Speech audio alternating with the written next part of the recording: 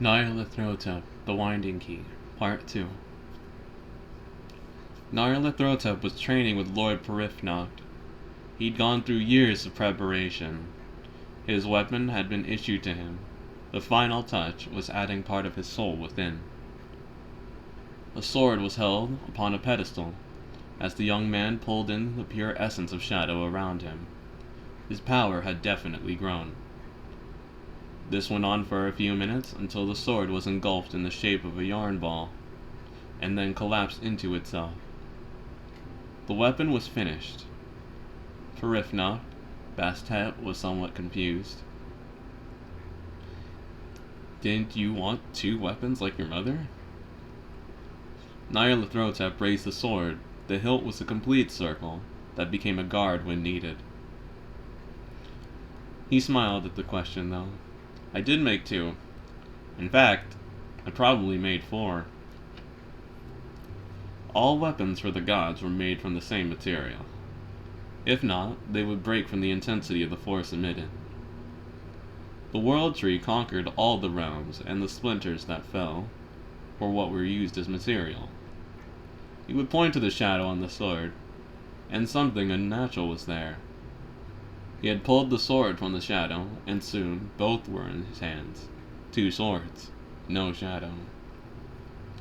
Lord Perifnoct widened his eyes, his demeanor mildly skittish. You've gotten very tired of not hitting me, huh? Nyarlathrotep sat with a large smile on his face. Only Perifnoct knew how sinister it really was behind it. I have no idea what you're talking about. Lord Perifnoct had never been truly hit by any of the gods besides Ra, and even when it did happen, it was mainly because he wanted you to hit him. While everyone was subject to the 5 primordial elements, the gods were privy to only one of those. Ra was an element all of her own. The phoenix resides within everything. The other 4 consist of blood, soul, shadow, and godling. Perifnoct was unusual, which is why he is considered a godling child. He has a mastery of 2 attributes, which is considered nearly impossible. Without utmost training, and even then, it would act as a substitute, and not be considered your main attribute. Yet, he was born with 2, both the soul and shadow attribute. Before Nyarlathrotep, he would have been the one considered to fulfill the entropy prophecy. He has complete control over his soul and shadow, meaning he was nearly truly immortal. He could displace his soul and send his shadow to wherever he wanted, meaning no one could truly hit him. And if so, he could be anywhere and no one at once. Even so, his prophecy was meant to fight a being named Apophis, a serpent meant to bring destruction to all life. He spoke as if he's already done it already. His carefree attitude about everything was quite refreshing. Although, he was the only person to be able to teach Nyarlathrotep about his attribute in full, because not many were born of the attribute of shadow, and even fewer still that had the power he possessed at birth. So, with the permission of Sekhmet, he offered to help train him. Sekhmet allowed this. She couldn't think of anyone more suitable for the task anyway. The boy's father was killed in the previous battle before his birth. So Perifnoct would take on a fatherly role to the boy, or perhaps a brotherly one. Perifnoct and Nyarlathrotep were in the chamber for a little while longer. Congratulations were in order, at least until one of Ra's servants came rushing in, their face pale. My lords, it's Lady Sekhmet. During your training, she engaged the enemy Dagon leaders. The battle lasted until early yesterday, approximately 4 weeks and 5 days. She emerged victorious. Unfortunately, she has fallen into her attribute. This has caused her to go ravenous. She's been killing indiscriminately, and Lady Ra has dispatched Lord Anubis to attempt to bring her soul back, but has been upgraded to a threat to all life if unable to do so. I'm afraid her execution was issued. Nyarlathrotep, quiet now, composed himself. I knew it.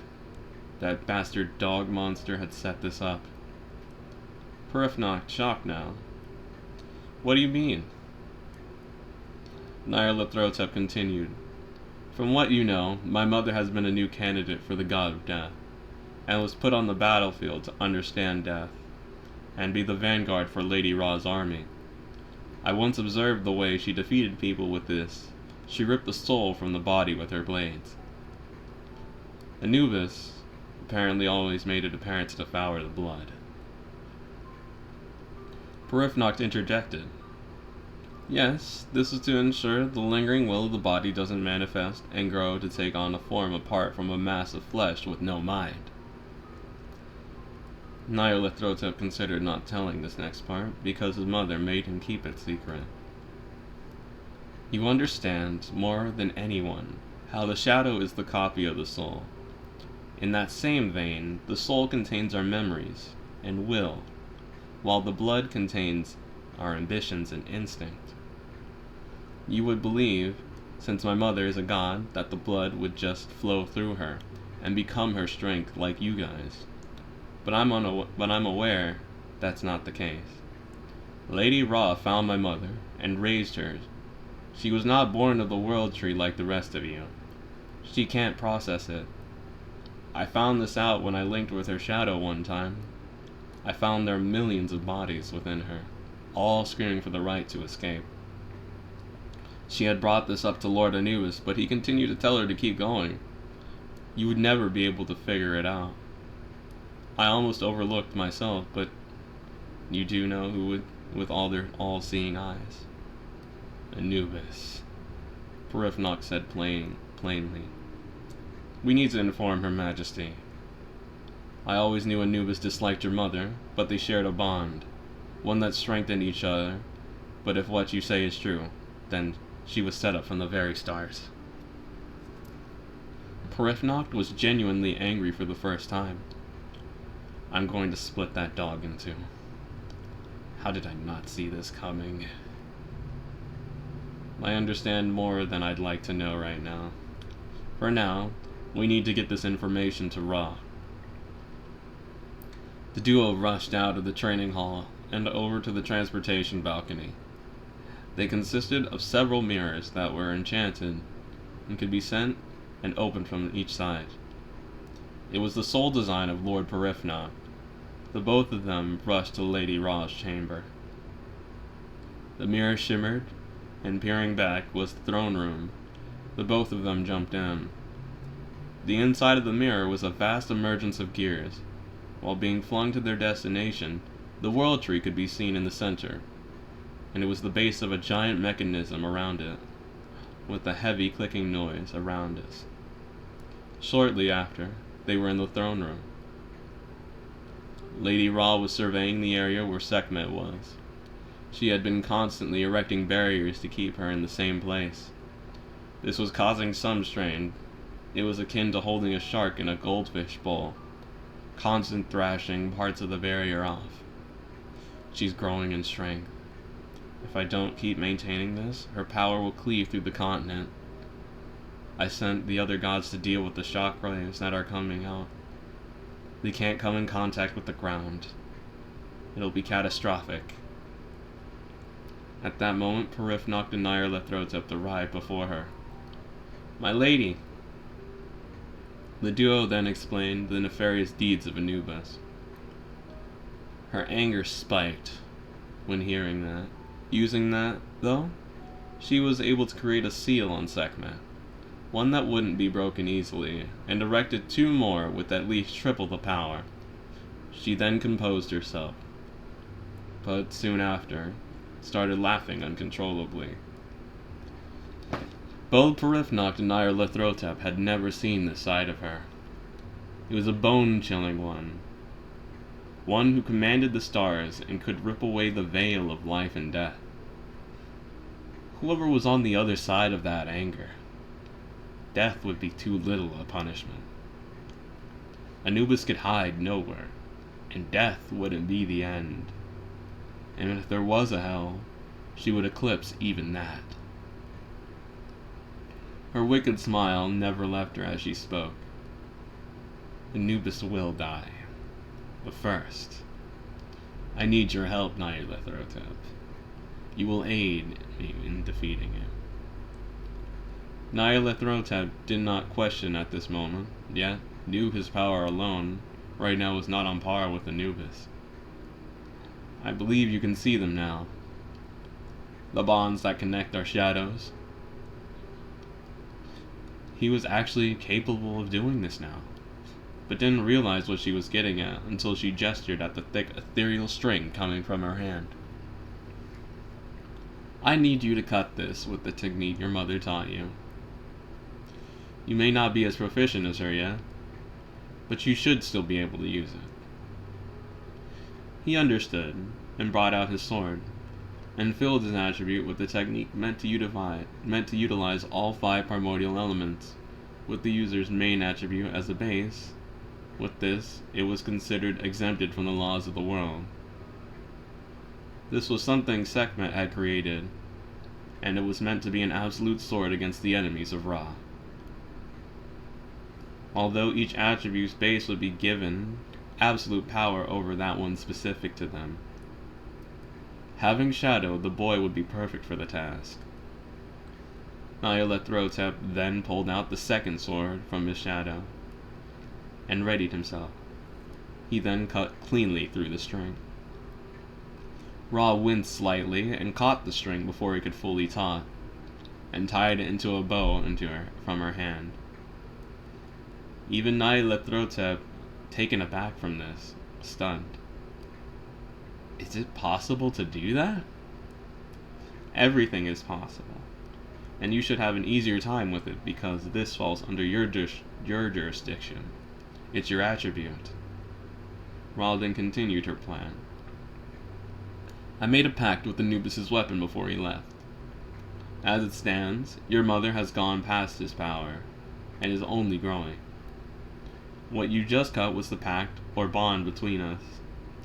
I temporarily am keeping that bond by tying us like this.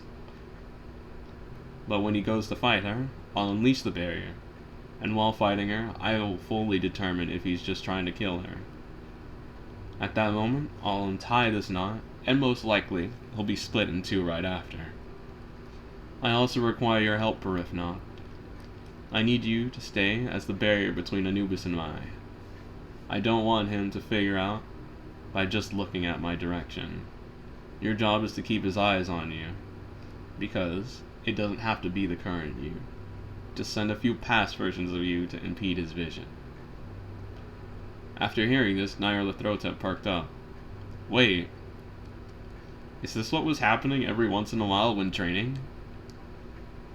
You would just say, I gotta go, be back in a second, and pop in and pop right back out. It was strange. I couldn't sense you throughout the whole universe. Perifnot finally understanding what was happening. The other me at that time was just saying look directly at Anubis. It's nothing to worry about. I tend not to argue with myself because it's normally for the best. I saw storming sand around me, but didn't think anything about it. Believe me, everything is more strange to me half the time. I never know what's going on till after the fact, mostly. Still, I'm glad that it was for something serious. At first, I thought you were using me to always block Anubis from looking at you, and from then on, he giggled. Ra thought about that, and really wished he did that earlier, but didn't vocalize it. Perifnox spoke once more. Still, I've always wanted to see these two fight each other. This fight goes beyond the mortal coil, so it could definitely cause some major issues with the planet. And the glass plains of Egypt's cities aren't holding up. They're meant to withstand our power only second to the world tree's robustness. End of part 2.